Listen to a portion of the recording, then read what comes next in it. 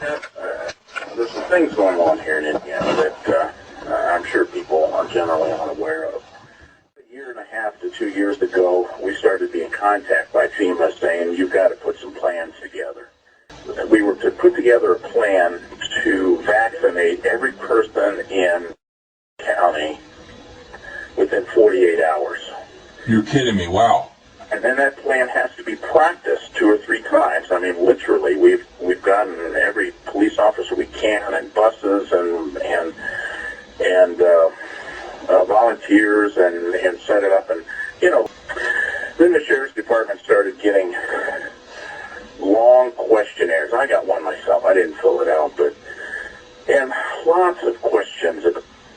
What kind of resources do we have? What kind of how many officers? What can we handle? What are you going to do if Chicago has an emergency and you have 400,000 people heading in your county? Where can you put mass graves? We need to know spaces and mass graves. How many can you handle? Can you handle bodies from surrounding counties and those types of things? And we're going, what the heck are you guys talking about? Tell us what's going on. Oh, nothing's going on. We're just contingency plans. If something ever happened, we just really need to know how to handle things. And then I was contacted by Homeland Security through what they've got. What we have to do is have what is called a hazard mitigation plan. All right, well, that sounds good. And what they're saying is FEMA is saying that disasters are costing them too much money. So we've got to have a plan to mitigate the damage from disasters if a disaster ever happens. They say some kind of search and rescue on the black of some of those vests.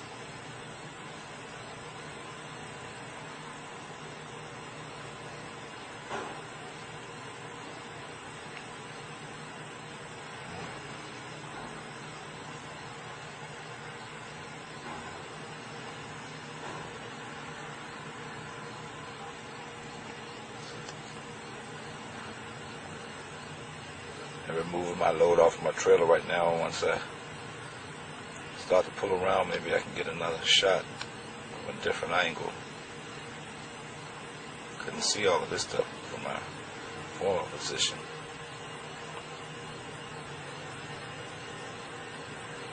See, civilians dressed with the Army haircuts, so they are Army personnel.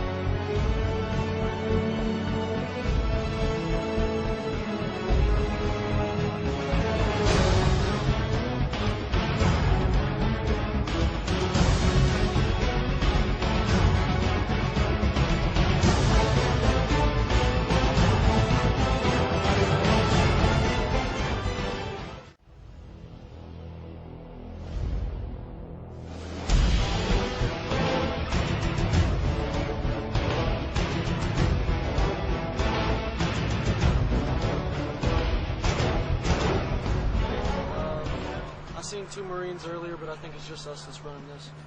Cool. So what exactly are you guys here for? Like, what's the main reason? That we're right here? Yeah. Traffic control. Traffic control? They're wanting to switch the flow of traffic from that way to this way. Cold ice water is free. Go cross Right, civilian traffic out of the inner city. We're the Army National Guard. We cover stuff inside the nation. Generally, that was in emergencies. Do you know when to stop just being emergencies? It's for anything. Public events where local police departments don't have the manpower to cover. Now, if you were by one of your commanders to do something like that, how would you feel about it? Do something like what? Like, Explain. do like house-to-house confiscations of weapons, like like in Iraq or Afghanistan. If it was in Iraq or Afghanistan, I mean it's a combat zone, you know. Right, but what if it was here? They wouldn't have no reason to make an order like that. Right down to the actual pepper spray and live tasers. These guardsmen don't know what to expect, while most of the crowd pelt them with eggs and bottles. Ryan Levesque pretends he's just an innocent onlooker. Eventually, though, he unsuccessfully attempts to break through the defense.